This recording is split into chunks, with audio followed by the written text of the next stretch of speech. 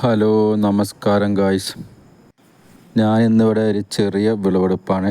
ഏകദേശം ലാസ്റ്റിലെ വിളവെടുപ്പ് ഏകദേശം ആയി. ലാസ്റ്റ് വിളവെടുപ്പാണ് കഴിഞ്ഞു. ഒരു 4 മരട് പയർ നട്ടതാണ്. ഏകദേശം ലാസ്റ്റ് വിളവെടുപ്പായി. ഈ പയർ എനിക്ക് ഏകദേശം എല്ലാ പയറും 1 മീറ്ററോളം വലിപ്പം കിട്ടിയിരിക്കുന്നു. സാധാ ഹൈബ്രിഡ് വിത്തൊന്നുമല്ല, പക്ഷേ സാധാ വിത്തന്നെ. പക്ഷേ ഏകദേശം നല്ല പയർ, നല്ല നീട്ടമുള്ള പയറാണ്. ഏകദേശം ഒരു 8-10 പയറുണ്ടെങ്കിൽ നല്ലൊരു ഉപ്പേരിക്കുള്ള പയറുണ്ട്. നല്ല ഉഷാറ് വലിയ 1 മീറ്ററിൻ്റെ മേലെയൊക്കെ ഉണ്ട് ചില പയറുകൾ. അപ്പോൾ ഇതിന് ഞാൻ കാര്യമായ കാര്യങ്ങളൊന്നും ചെയ്തിട്ടില്ല. കാരണം ഇതിന് അടുക്കള വേസ്റ്റ് ഇടുന്ന സ്ഥലത്താണ് ഇത് കൃഷി ചെയ്തത്. അതുകൊണ്ട് തോന്നുന്നു നല്ല നീട്ടമുള്ള നല്ല പയറാണ് കിട്ടുന്നത്. എനിക്ക് ഈ പയറിന് പൊതുവെ കീടങ്ങളെ ശല്യങ്ങളൊന്നും ഉണ്ടായിട്ടില്ല.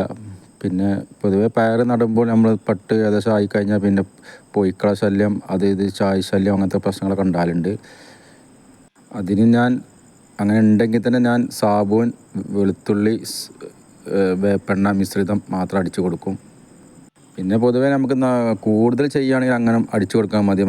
വീട്ടിലേക്ക് ഒരു 4-5 മരടൊക്കെ ആണെങ്കിൽ നമ്മൾ നനക്കണ സമയത്തൊന്ന് അവിടെ എവിടെയൊക്കെ പൊയ്ക്കളുണ്ടോ കാര്യങ്ങളൊക്കെ നോക്കിയിട്ട് ചെയ്താലും മതി. നമ്മൾ കീടങ്ങൾ കൂടുതലാണെങ്കിൽ മുന്നേ തന്നെ നമ്മൾ എപ്പോഴും ശ്രദ്ധിക്കുക. 2 നേരം നനയ്ക്കുവാൻ 2 നേരവും നമ്മൾ ശ്രദ്ധിച്ചിട്ടുണ്ടെങ്കിൽ അപ്പം തന്നെ പൊയ്ക്കളാണെങ്കിലും ഏതാണെങ്കിലും പറിച്ച് കളഞ്ഞ് നശിപ്പിക്കുക. അപ്പോൾ കൂടുതൽ അസുഖങ്ങളും കാര്യമൊന്നും വരില്ല. പിന്നെ നമ്മൾ കൂടുതൽ വ്യവസായമായിട്ട് ചെയ്യുകയാണെങ്കിൽ, വിൽപ്പനയ്ക്കുള്ള വലിയ കൃഷിയായിട്ട് ചെയ്യുകയാണെങ്കിൽ പിന്നെ ഇത് നടക്കില്ല. നമ്മൾ വീട്ടിലേക്ക് ആവശ്യമുള്ള പയറിനൊക്കെ ആണെങ്കിൽ അടുക്കള കൃഷിയാണെങ്കിലൊക്കെ നമുക്കിതുപോലെ ചെയ്താൽ മതി.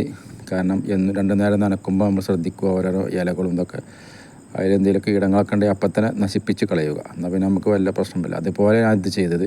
കാരണം എനിക്കിതിന് വല്ല കീടങ്ങളും കാര്യങ്ങളും വന്നിട്ടില്ല.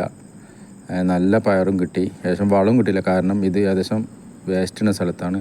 അപ്പോൾ ഏകദേശം പയർ കഴിഞ്ഞപ്പോൾ ഏകദേശം എനിക്ക് അതിന്മേൽ കുമ്പളത്തിൻ്റെ മുരട് കണ്ടോ, കുമ്പളത്തിൻ്റെ നമ്മളെ നെയ്ക്കൊമ്പളത്തിൻ്റെ മുരടാണ്. അപ്പോൾ ഈ പയർ കഴിയുന്നതോടു കൂടി ഈ സാധനം, ഈ നെയ്ക്കുമ്പളം ഇതിൻ്റെ പന്തൽമേൽ കയറും. അപ്പോൾ ഇതുപോലെ ഞാൻ കൃഷി ചെയ്യലും ഒന്ന് കഴിയുമ്പോൾ ഓരോന്നായിട്ട്. ഇനിയിപ്പോൾ എനിക്ക് അവിടെ ഇപ്പോൾ പറിച്ച് കഴിഞ്ഞത് പയർ കഴിഞ്ഞു. ഇനിയിപ്പോൾ ഇതിമേ ഇവിടെ സ്റ്റാർട്ടായി. വേറെ സ്ഥലത്ത് എനിക്ക് പയർ സ്റ്റാർട്ടായി, ഇവിടെ സ്റ്റാർട്ടായി. അവിടെ കഴിയുമ്പോഴത്തേന് ഇവിടെ പയർ സ്റ്റാർട്ടാവും. അപ്പോൾ എന്നും എനിക്ക് പയർ പറിക്കാനുണ്ടാവും.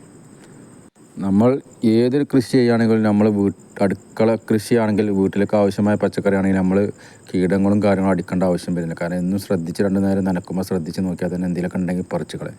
കണ്ടോ, ഇത് കണ്ടോ, 1 മീറ്ററിൻ്റെ മേലുണ്ട് ഓരോരോ പയർ. കണ്ടോ, യാതൊരു വളം കിട്ടിയില്ല. കാരണം അടുക്കള വേസ്റ്റ് ഇടുന്ന സ്ഥലത്താണ് ഇത് നട്ടത്.